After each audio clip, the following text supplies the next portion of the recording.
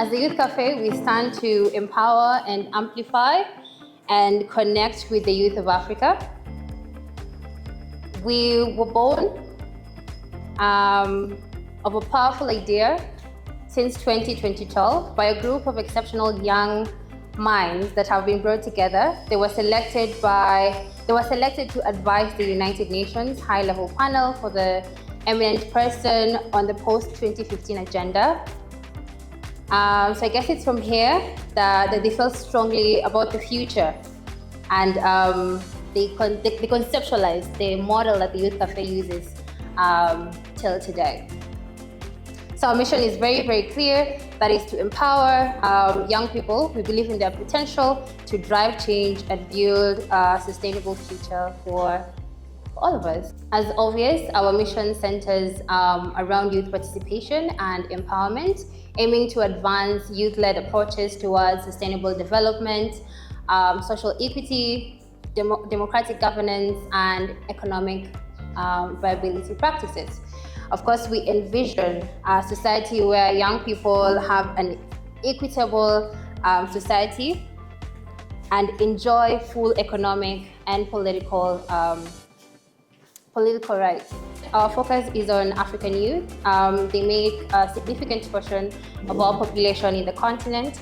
Thus, they are our greatest resource. Therefore, we prioritize their development through our programs. We focus on building capacity, that is, education, skills, health, governance, human rights, and the entrepreneurial spirit. That is practically our thematic areas that we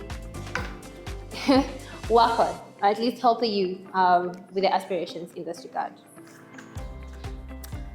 So I can say that we're more than an organization. Our strategy is very, very bold. I guess we can't say that we call ourselves a light bulb of youth development without particularly working with the youth, right? So yes, we stand with young people shoulder to shoulder, helping them build a stronger community and a brighter, a more sustainable future. Our success lies in the powerful combination of strategies focused on empowering young people. First and foremost, we're youth-centered. Fourth, we believe young people are not just the beneficiary of change, but the architects. Their needs, voices, and aspirations guide our every move. So this keeps our programs not only relevant, but truly impactful and very, very empowering. We've tried not to do it alone. We cultivate strong partnerships. That is practically why we're here. We partnered with think tank organizations from Kenya, Zambia, Ghana, and the Central African Republic to create the toolkit that I guess we'll talk more as the program continues. Yes, so we cultivate strong partnerships with a diverse range of stakeholders, whether governmental, international organizations, or fellow NGOs. And this collaboration helps to amplify our reach and create a united front for youth development. Innovation is at the heart of everything that we do, obviously. This is literally the most sustainable advantage any organization can have. So from tackling education gaps to fostering an entrepreneurial spirit, we try to design cutting-edge programs that address the most pressing challenges young people in Africa face.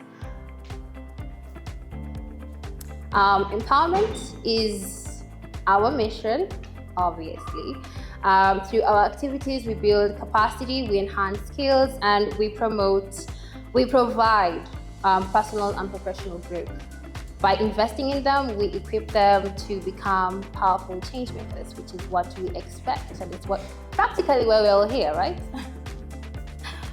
So our impact must extend beyond borders. We are actively engaged in the global space, the global stage that is, actively advocating for youth issues on international platforms. And finally, we champion for social equity and inclusion. Every young person deserves to be in an environment where they can thrive on. So we prioritize marginalized groups.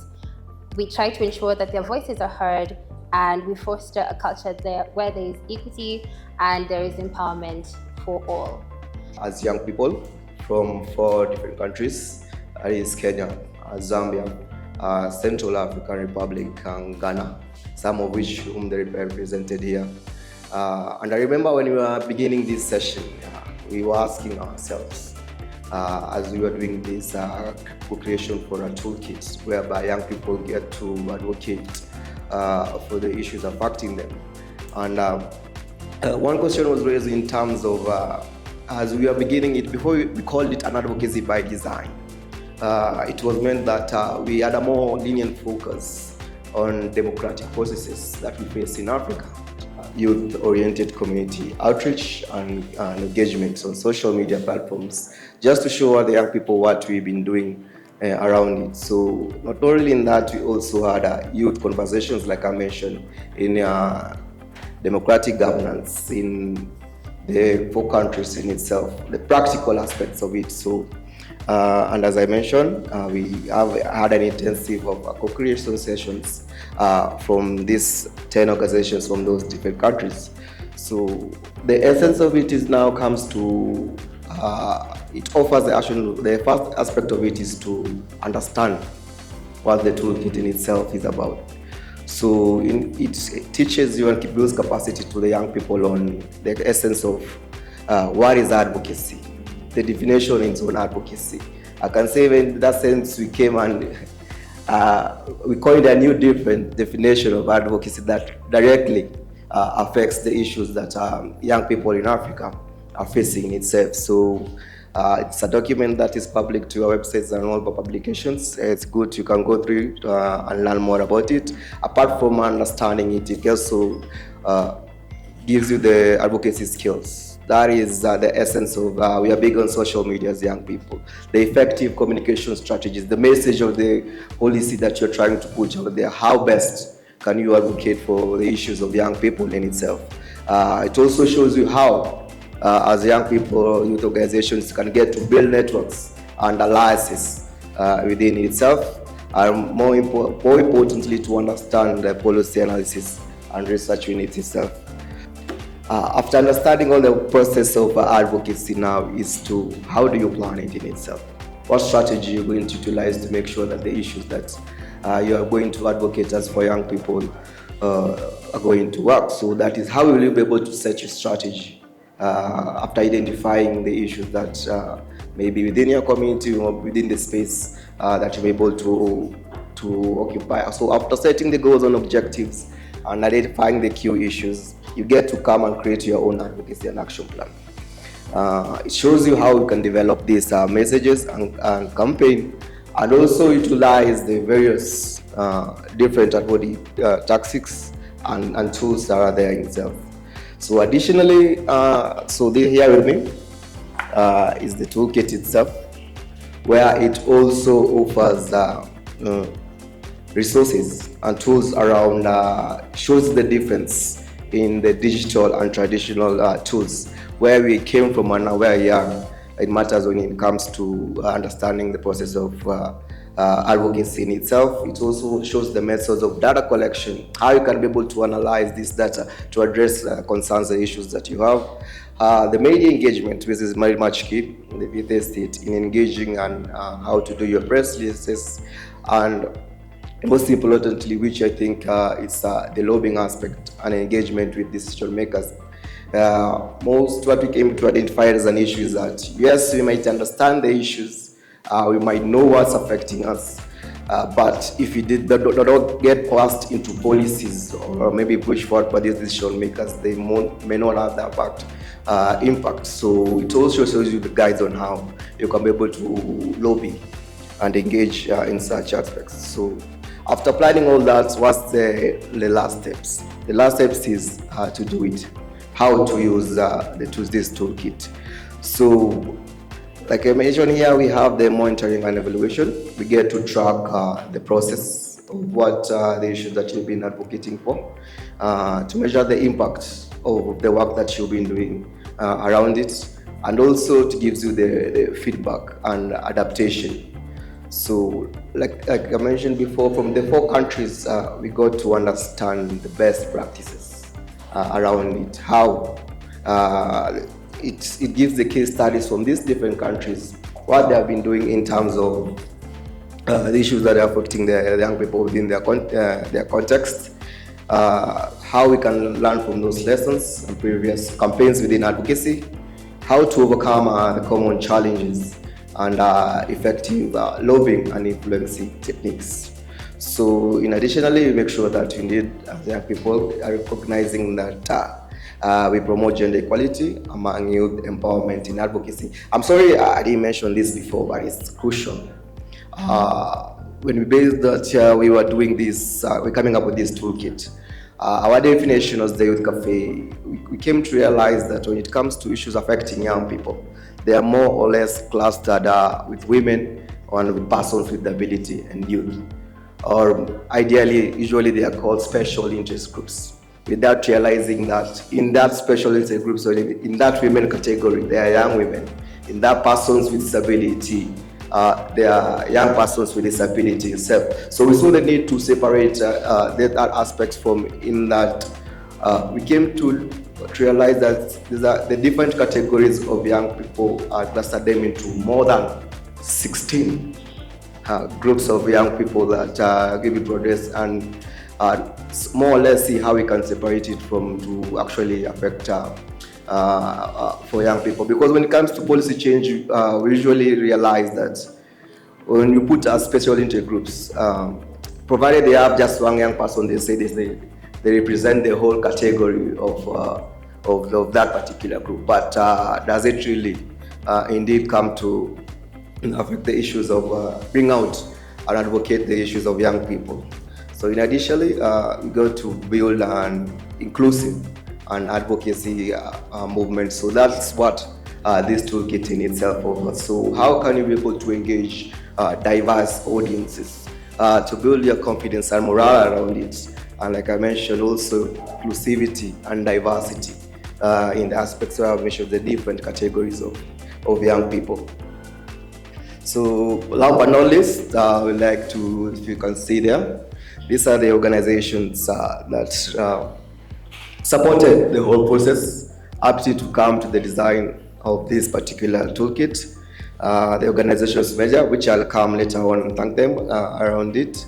So I can see that SOS is here represented for a guy from Central African Republic and also from Zambia as well. So more or less, that's just a nutshell, but the real deal is in the details in itself. So make sure indeed you get to maybe download, grab your copy, take a look at it and see how best you may be able to build your capacity to advocate for young people issues and needs within your space that you yourself maybe command or maybe are in. You compare Africa with other countries. Something very interesting is that the African, if you do some research in African cities, you will find that a lot of young people have access to these things. They have access to the internet, they have access to the phone and the computer and any other gadget. But if you go to the rural Kenya, or if you go to the slum areas in Kenya, or rather in Africa, rural Africa, they have no access to these gadgets. Africa is lagging behind at 24%. And again, I pose a question to you. If you access these gadgets, what do you do? What are you doing on the internet? Right? That's a question we can ponder. And you could see, look at the ages, those who have access to the internet. This research is very detailed. It's a research which was done between 2019 and 2020, and this other one was done between 2020 and 2021. You can just see if you don't see the numbers, but you can see the colors. That tells you that Africa is dragging behind when it comes to digital space. There's a big gap of a certain population which does not access internet. The young people or the Africans who can access these gadgets. And you will be surprised that in 2023, only 36% of Africans can access this. 36% can access a computer, a mobile phone, and internet, the three. And research says that is World Bank research and the UNESCO research, which is very related to Afrobarometer research. And as I said, there's a huge gap when it comes to those who can access internet and those who cannot access the internet and these gadgets. And another question we should ask ourselves as I move forward, those who are in the internet, what do they do in the internet? What do they do in the internet? We have TikTok, we have Facebook, what do they do in the internet? I just had a very heated debate with a young man outside here about Israel and Palestine. If you look at the world now, young people in the United States are striking. They are out there physically, and they're also in the internet speaking about their humanity that Palestinians should access. Ceasefire now. Young people are speaking. #ceasefire now. Young people in Latin America, I just saw something, the young Brazilians out on TikTok talking about the right for Palestinians. Cuba, the same. Europe, you go to France, you go to Norway, you go to Sweden, the young people are out speaking for Palestine. Where are young Africans? Not even on the streets, on the internet. This is a very high debate on Israel and Palestine. You go on TikTok, I think what I found on TikTok is young Nigerians. And there was also some protests in Lagos about the right for Palestinians. South African youth, but the South African government took Israel to court. So my question is, when we talk of digital space, which is a very interesting space for young people, what are young people doing online? That's a question we should ask ourselves. You should ask yourself. I'm not a young person, so don't ask me. This is some of the data that I have been coming across. Probably you might not see the numbers, but you can see the colors. The blue, the very dark blue color there are those who can access the phone, they can access the computer, and they can access internet. The light blue in the middle are those who can afford a computer or a phone and maybe internet. And the yellow part and the red part, these are people who cannot access this. And then this one is about digital literacy. Young people, both young and old, who have access to the phone, have access to the internet, and the very red part, access to the internet, access to the internet and the phone and gadgets, and they are also literate. And the other one is those who can access the phone, or internet, but they are not very literate. And the other yellow one is people who don't have either. So you can see the numbers. Here you can see a research from Afrobarometer, countries in terms of ownership of internet and phone. Botswana and Kenya is not doing that bad. Malawi and Uganda, do you have Ugandans here? Malawi and Uganda they're doing very bad. I've been to Central African Republic. They are doing very bad when it comes to this. And probably my fellow guy from Central African Republic can testify to this. Somali, which I do most of my research, it's even worse.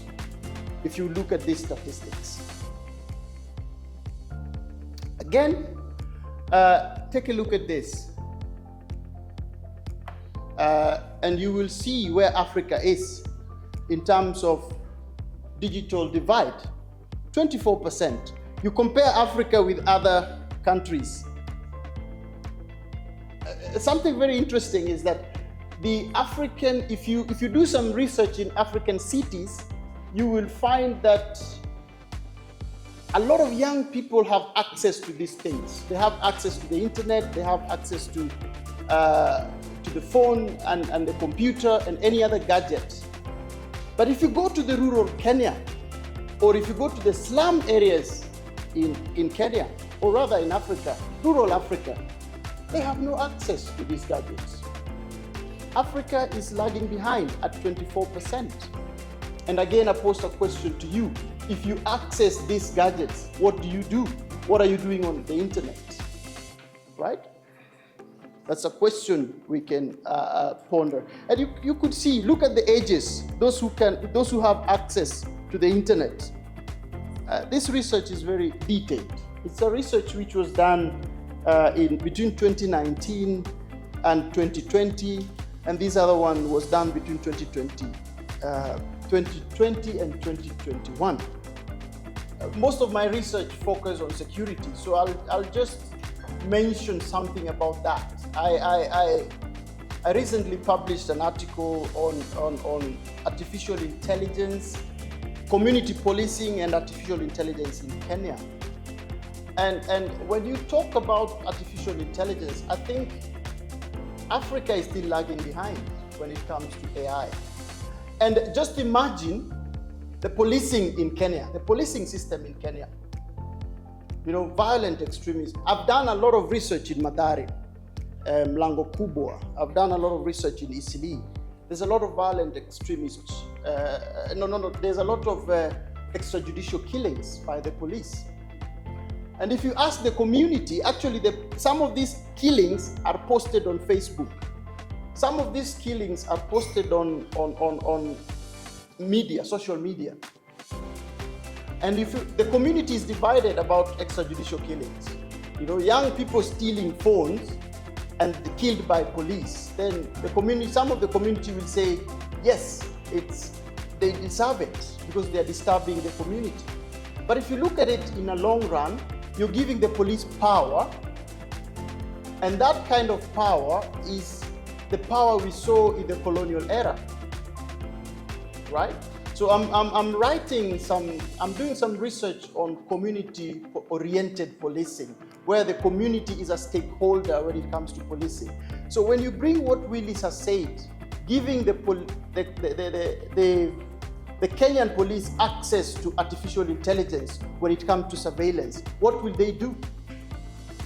If currently we are having whatever we are having, the police are actually, if you go to the rural Kenya, you cannot mention that the police are applying ICT. And even the National Police Commission just published, and you can check it, there's a publication in 2023 by the National Police Commission on ICT in policing in Kenya.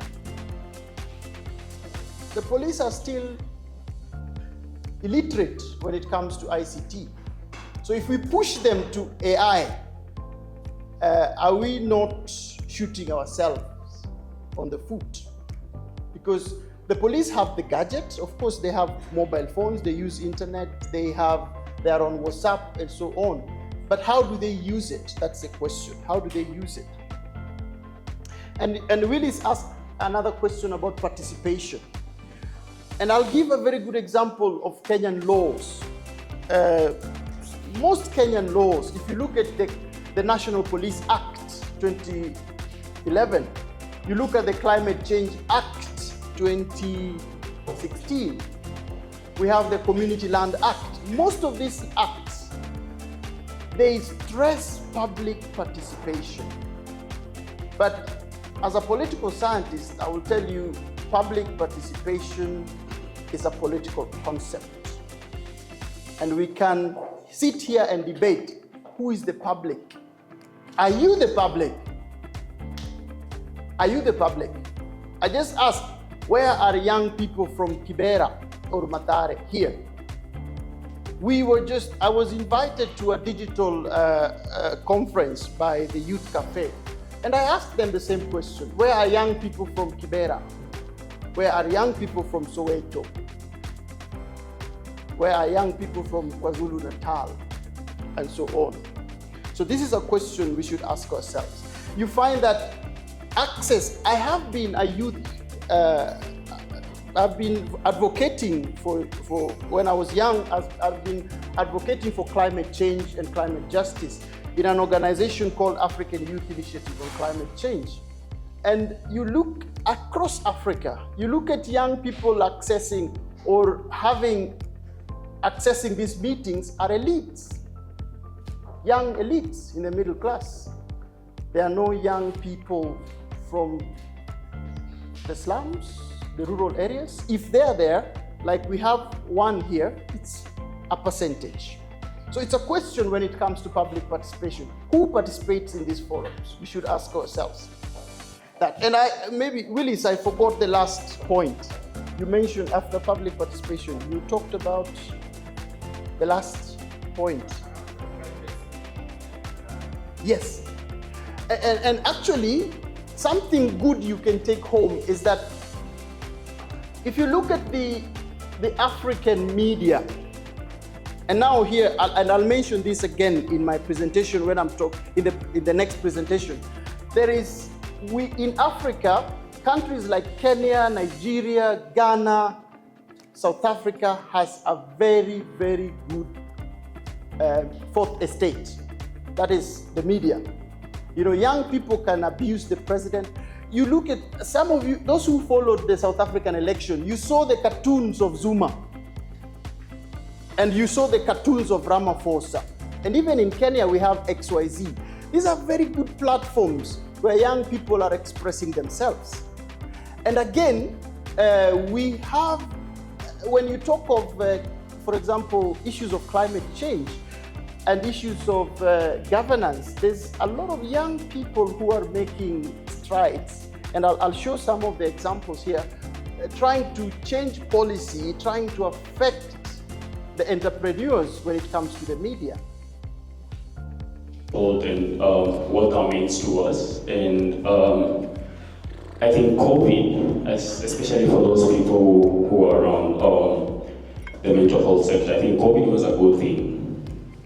Because then we were able to know what it really means to be, you know, to face seclusion, or to be alone, or to miss family, or you know, to be in a moment of despair, if I may, and not being able to know what's going to come tomorrow. And that is a life story for so many young people around Africa and around the world.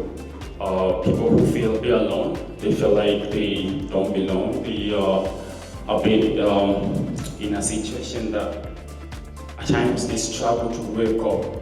You know, and sometimes this might be, you know, stories to some of you, and these might be things that you don't resonate with necessarily, and it's difficult to actually look at those things and find a solution to them, but these things exist. And until it hits home, or maybe closer to home, then you will be able to realize that, you know, mental ill health is really a thing, it's an actual thing, and people are struggling mentally, and it's worse than you think.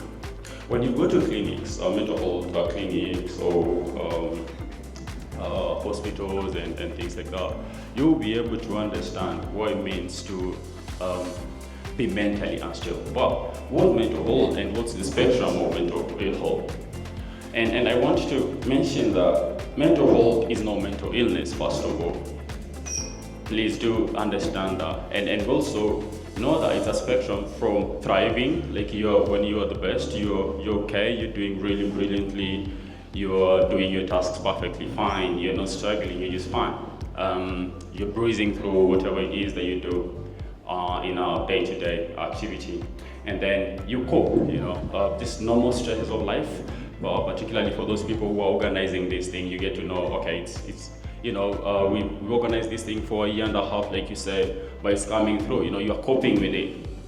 And then it becomes a difficulty when you can't actually do something, but then, you force yourself to do it, or you have someone else to walk you through it, and then it becomes a problem or a condition. And it's the toughest time. It's when you lose your hold. And at times, people tend to joke that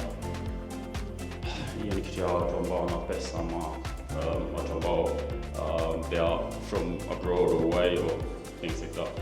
But when we look at Africa, what do we see or what do we know? 160 million of us Africans are living with mental health conditions. In a population of 1.4 billion, and these are particularly young folks in the sense that they are ranging from the age of 10 to 29.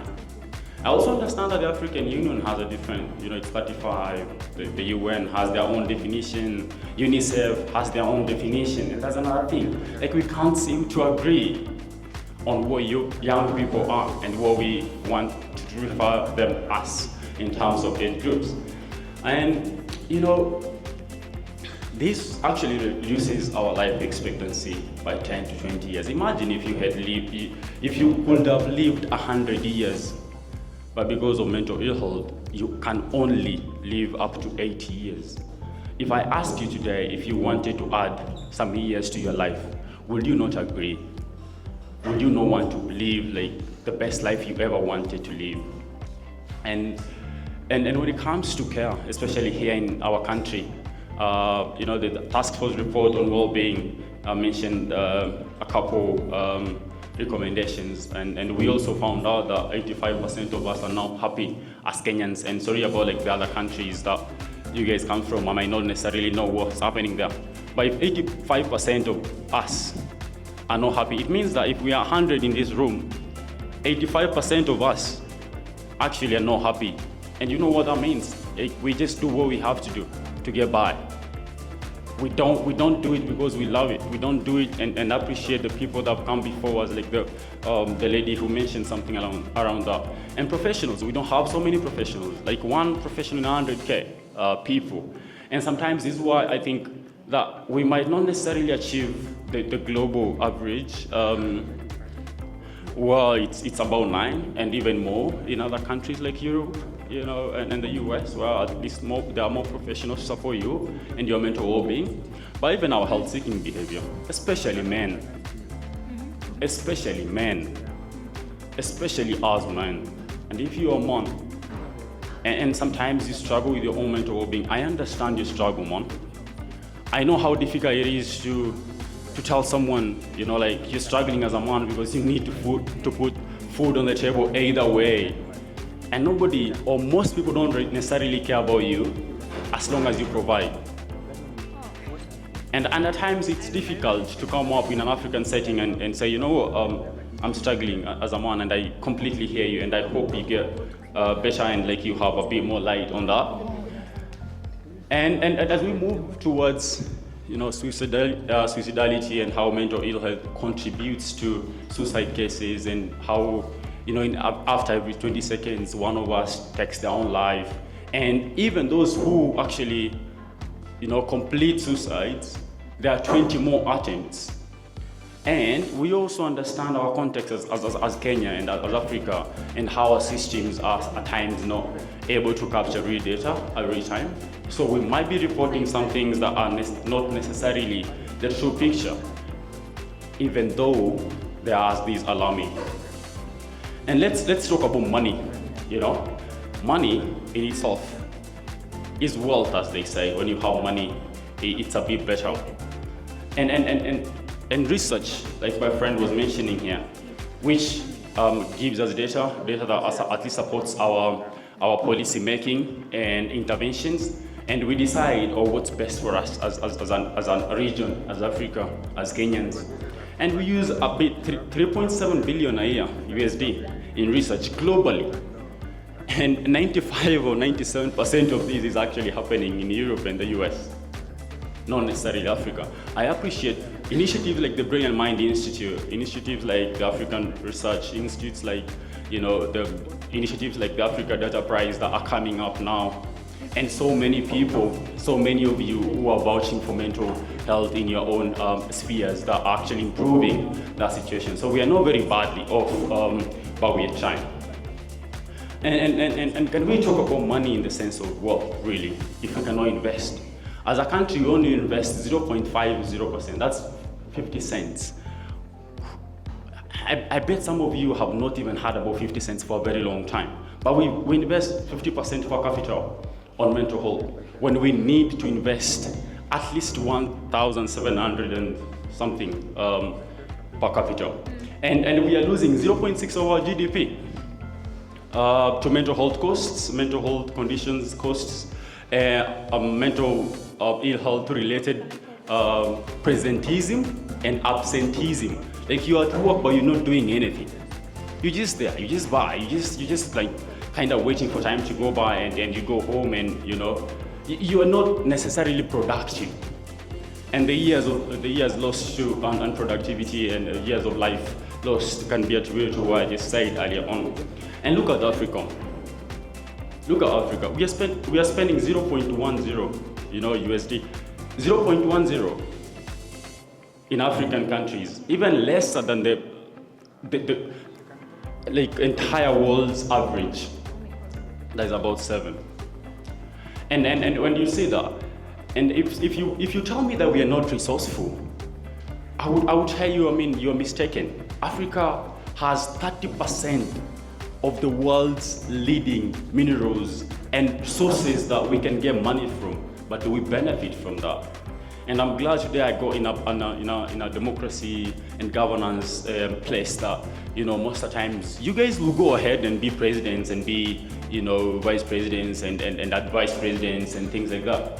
But will you be able to tell these people that, hey, you know what, like, we need to invest in what really matters to our own population for us to reap more productivity and more production and at least thrive our economies? Imagine if we only need to spend about 81 billion USD in the next 10 years for us to accrue a benefit of 161 billion in reduced mental health costs, in productivity as a country. That means a thriving economy, that means a happy people, that means happy families, that means, like, you know, happy young folks and a thriving youth, that means employment, that means having a purpose, like having a reason why you have to wake up and do something. But are we doing that? So what can you do, or what role will you do? SOS Civis is a local organization based in Central African Republic.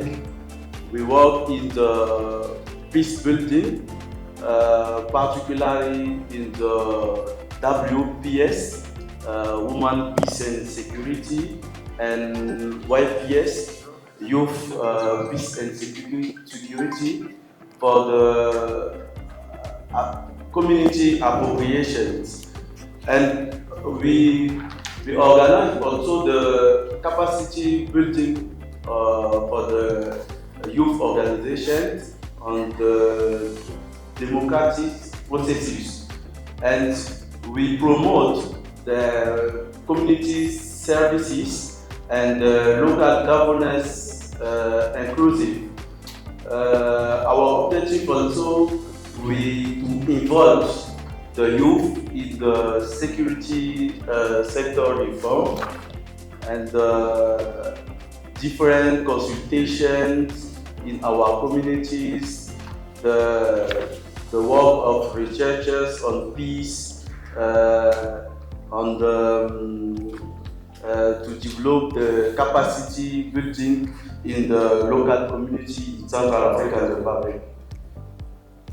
Our different activities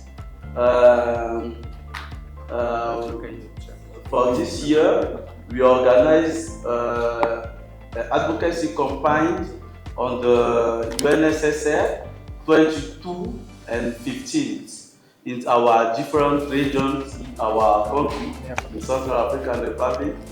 We organize also consultation, the national consultation for the NAP, the National Action Plan of Peace in Central African Republic,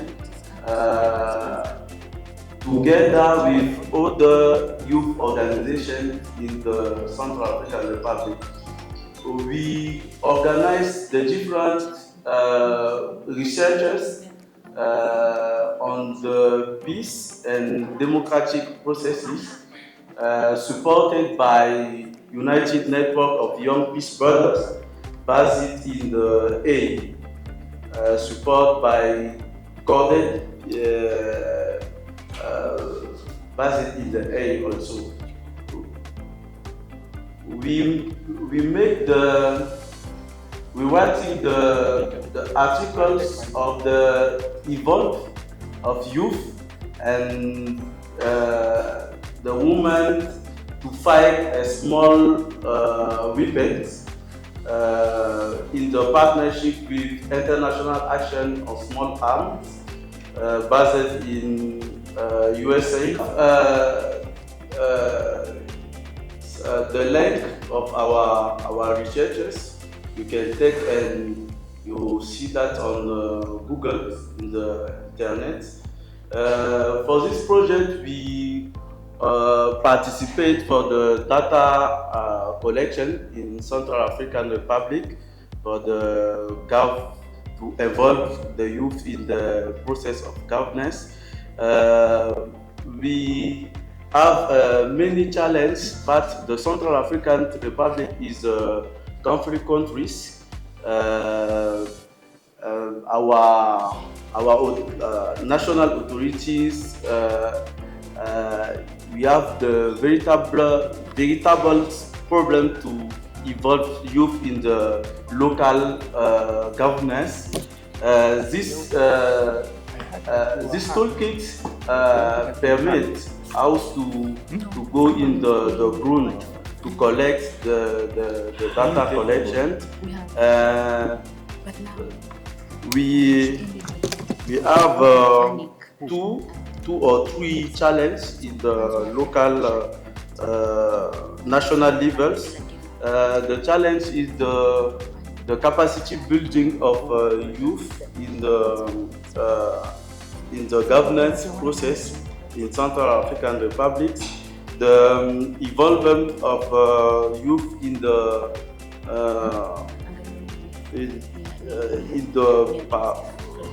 parliamentary. Can you help me? Assemblée nationale.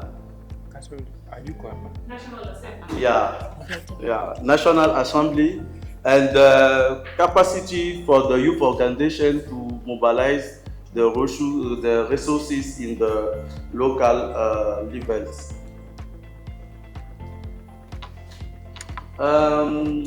This is our activities. We have two projects in the youth peace and security in Central African Republic.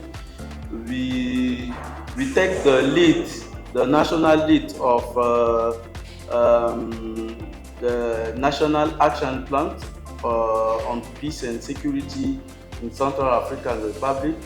We organize the different capacity building for the ownership of the YPS in the national level and the local level also.